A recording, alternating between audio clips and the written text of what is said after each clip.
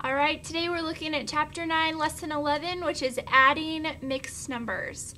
Vocabulary, you know that an improper fraction is where the bigger number is on top, so the numerator is larger than the denominator. That's an improper fraction. Mixed numbers is where you have a whole number and a fraction, so you have both pieces together. So we're going to be looking at adding these. There's several steps that I've went ahead and written out for you. You'll want to make sure to grab these for your notes. First step is we're going to add the whole numbers and get those out of the way. Second, we're going to find the common denominators of the fractions. Third, we're going to add those fractions together. And fourth, we're going to put the whole thing back together so we still maintain our mixed number. All right, you ready to go? Here we go. It's going to start with the example 2 1/4 plus 1 1/4. So following our rules over here, this is what we're going to look at the entire time. We're going to add our whole numbers first. So we're going to look at this 2, look at this 1, and we're going to say, well, 2 plus 1 is 3. So once I have that written down, I'm going to get these out of the way. Not even going to look at them. Up next, I have a 4th plus a 4th. Now, step 2 says I need to find common denominators. Do we already have a common denominator? 4 and 4. We do, so we don't have to worry about that part. Moving on to step 3, we're going to actually add these fractions. So 1/4 plus 1/4. My 4's stay the same, and the top becomes 2. I do need to look and see, ooh, can I reduce this? 2/4, do they have anything in common other than 1? They do. They have another common factor. They have 2. So I'm going to have to divide the top and the bottom both by 2. I get 1/2. So I know that 1/4 plus 1/4 is a half. And then I have to put those all back together. Don't forget about your 3 over here. So I'm going to write my answer as 3 1/2. And that's my answer. Not too bad as long as you make sure to follow your steps and don't ever forget about that whole number and not to put it back in there. All right, let's look at another one.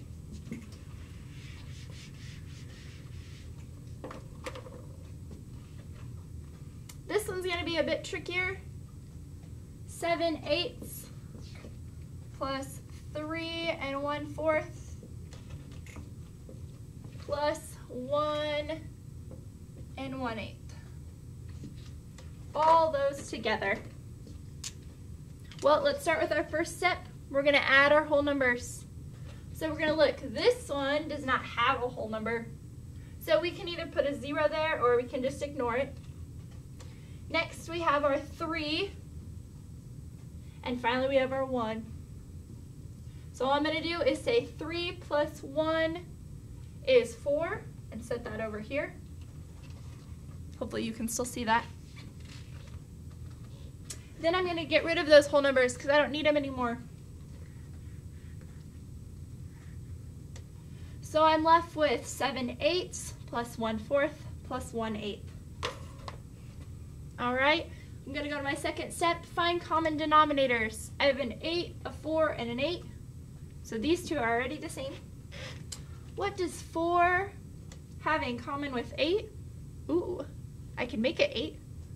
So let's do this. Let's bring 7/8 down.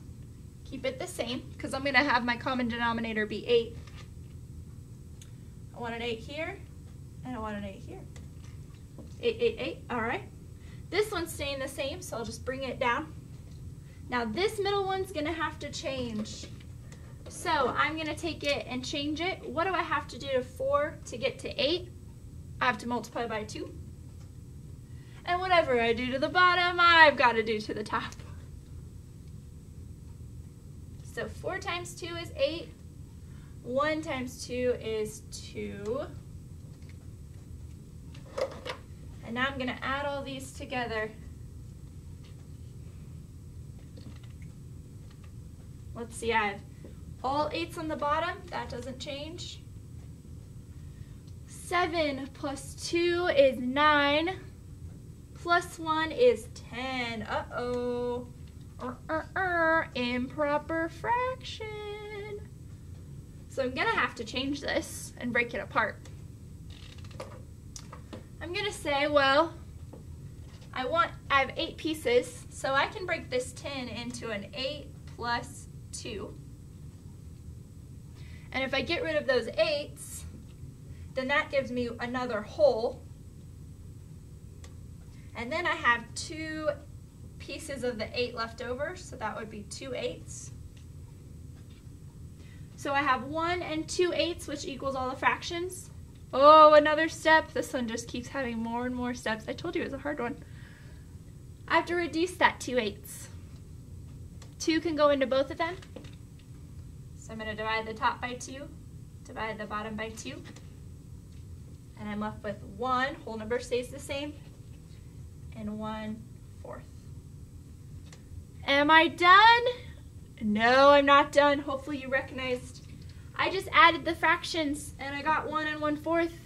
Oh, but wait, I have to put it all back together. I can't forget about my lonely little 4 over here. So I've got to take this and put them all together. So 1 and 4 is 5, and then my fraction 1/4.